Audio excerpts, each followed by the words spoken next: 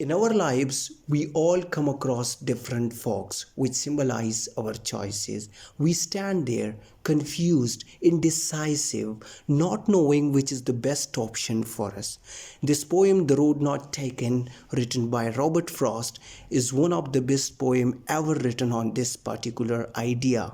The poem relies on a metaphor in which the journey through life is compared to a journey on a road. The poem is set in a natural environment which encourages the speaker toward introspection. And here is the first stanza of the poem. Two roads diverged in a yellow wood, and sorry, I couldn't travel both. And be one traveler long I stood, and looked down one as far as I could, to where it bent in the undergrowth. So in the first stanza, we can see that the speaker came across a fork in a yellow wood. Two roads represent choices in life. Diverged means to go in different directions.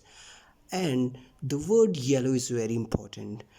Yellow symbolizes the abstract idea of change.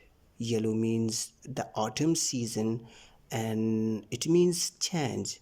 There will be change in his life. His decision will have a direct impact on his life. Second line he says, and sorry I couldn't travel both.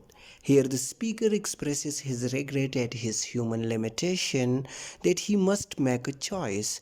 There are two roads and he cannot go on both simultaneously.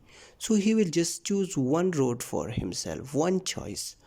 And this decision is really important. That's why he says, and be one traveler long I stood, and looked down one as far as I could, to where it bent in the undergrowth.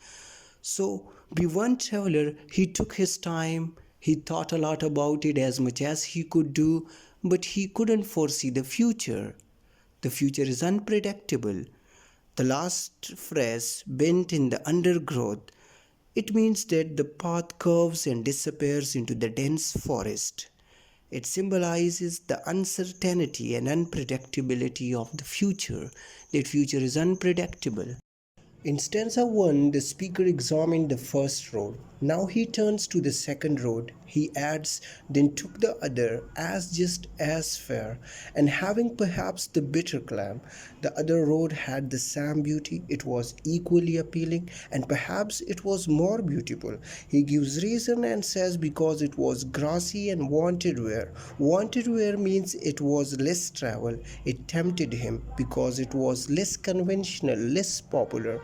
But in the last two lines of the second stanza, the conflict arises when he says that though, as for that, the passing there had warned him really about the same. It means both the roads or choices has the same challenges. It also offers the same prospect. It is like you want to secure software engineering degree instead of becoming doctor, which is more conventional and popular. But it doesn't mean that one is free of any challenges. He confirms it in the beginning of the third stanza. He says, and both that morning equally lay in leaves no step had trodden black. Trodden mean walked. So the leaves are fresh and untouched, suggests that either choice would be a new journey.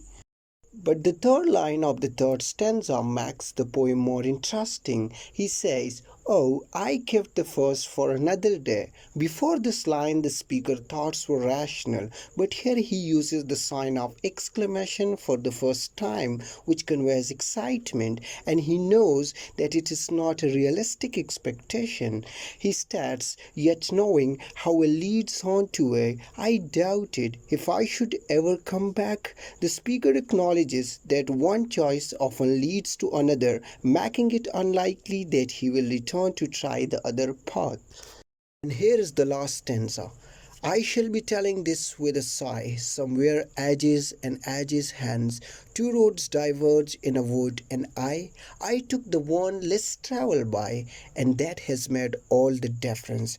There are three important points to be noted. Number one, the word sigh, which suggests either satisfaction or regret. So he recalls the moment of choice, and he says he will tell it with a sigh. The second important point is that he took the road that is less traveled by, which suggests narrative of individualism and non-conformity. He didn't choose what was popular. And the third point is the last line, and that has made all the differences. Remember, the phrase is intentionally ambiguous, leaving it unclear whether the outcome was positive or negative. He used the word sigh, which can be used in both ways. In conclusion, many people will say that the speaker was satisfied because he took the road less traveled by. His decision was unique, but once in an interview, Robert Frost claimed that be careful.